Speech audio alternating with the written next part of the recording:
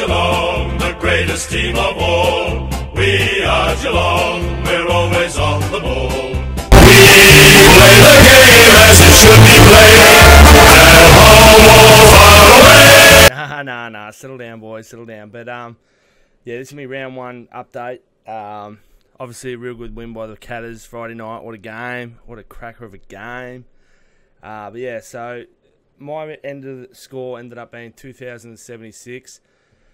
Could have been a bit better if I had certain players on the bench and also didn't make a final hour decision just before, like 10 minutes before the Richmond-Carlton game.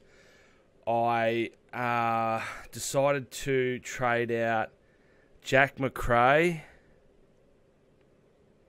and Jack Billings. I traded those two out and I picked up Treloar, which I was happy about, and Jack Riewoldt. So, the reason I picked Jack Riewoldt, I believe he doesn't need to kick goals to score well. He takes good contested marks. His field kicking's of a high efficiency, so he can score pretty well. And with Tom Lynch there, I don't think Jack Riewoldt will get the best defender all the time. I picked him last year at the start of the season, and he served me well. I think he averaged 96. It was just a real last. I just had this gut feeling about Jack Riewoldt, so I picked him, and he let me down. He had a shocker in his milestone, but what are you going to do? So I'll go through it. Zach Williams was good with 82, Brodie Smith with 81, and Darcy Moore with 77. It's kind of like probably what you'd expect out of those three guys. Collins, 27, went off injured. Not sure what's going on there. Jordan Clark in his debut had a good game, 69. Dersma had a good one with 67. Mackay and Hoare, 58-49 on the ground. So did me back rookies the right way. Got the best scores there. Into the midfield, which is where the numbers were. Patrick Cripps, Nat Fyfe, 147. I just finished watching his game. Absolute blinder. Adju Treloar, didn't look like he had an opponent Friday night. Thought he was going to score a lot better than that. His efficiency must have been a bit lower than I thought. Knigs, wowee, what a performance. 30 plus, 3 goals, high efficiency. Today, when I finished work, I was so close to giving him the captaincy because I had on Fyfe and I wasn't sure. Still extremely happy with Fyfe's score, though. So, missed out on what? 7 points, 14 points. I'll live with that. Dusty Martin, 109. Happy to get that out of him. At halftime, I think he was on 60, and I was kind of regretting getting him in. 109, happy with that. Tom Liberatore, 75. Didn't even look like he was going to get to there, so pretty happy with that score in the end. Your other mid-prices, like your Dom Sheed or your Anthony Miles, they had better scores. Even Rockcliffe, much better. So other guys would have had other mids in that section. Walsh on debut, 68. Butters on debut, 67.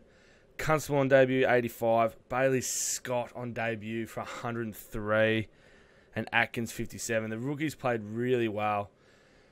Obviously would have preferred Constable and Bailey Scott on the ground as opposed to Butters and Walsh. Hell, even better have them on the ground instead of Libba. It's hard to pick your rookies. You're not going to know, but man. But good for some cash. They will probably keep their spots. I think all 3 Geelong rookies here will keep their spots. I think Bailey Scott's definitely kept his spot. Butters and Walsh, I think they will as well. So, yeah. Should go on some good money on them for some upgrades. Grundy and Gawn, 81-87, stinkers. It's only the first round. It kind of looked like the new rule maybe doesn't suit them as much. But we'll just have to see how it goes. Forwards were disappointing in Danger and Heaney. Heaney, 85. Sydney didn't want to play him in the midfield as much as I thought he was going to. I thought this was the year that Heaney was just going to smash out in the midfield. Hopefully he gets more midfield time. Took an absolute hanger. Mark of the year maybe already. Danger had a good game. He just can't kick those set shots. It's so frustrating to watch. But he will get better scores than that as the season goes on. Tim Kelly, absolutely glad I stuck with my gut feeling with him. He had a dead set blind of a game, and I'm going to be so sad next year when he's running around in the West Coast colours. But I'm going to enjoy this year with him and hopefully get many more scores like that. Like I said, Jack Riewoldt was disappointing with 50.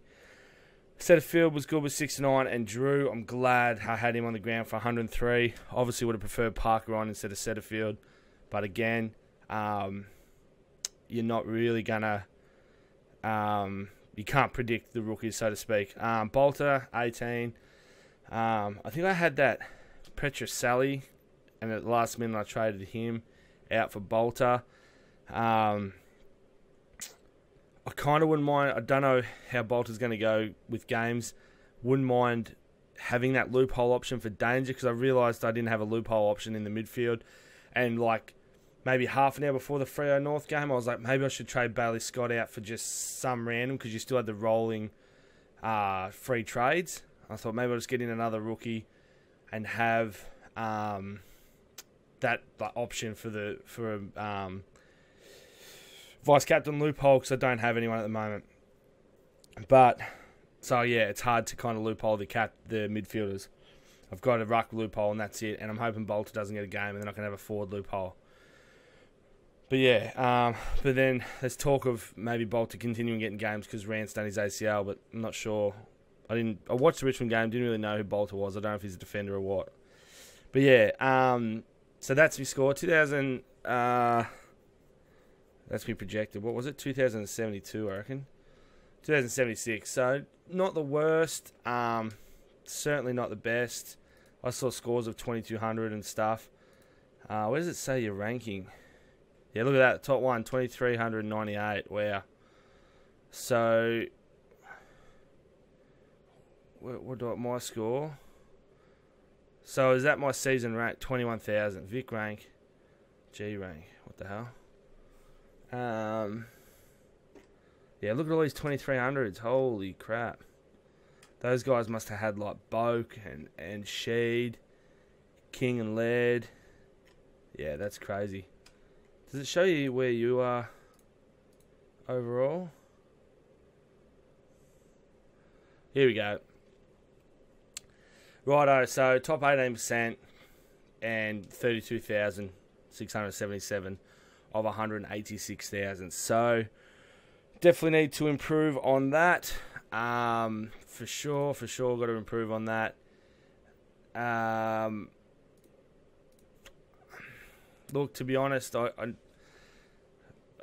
real keen to trade Grundy and Rewald out and bring in Goldstein and Jake Lloyd, but I'm full of emotions right now, so I shouldn't be making any decisions. I'll think about it. I probably won't make any trades this week. I'll give round 2 another crack with these guys, and then coming into round 3 and your actual league games, then I might make some decisions. But for now, leave it as it is. And yeah, hopefully go better next week. All right, that's it for this video. I'll see you in the next one. Thanks, guys.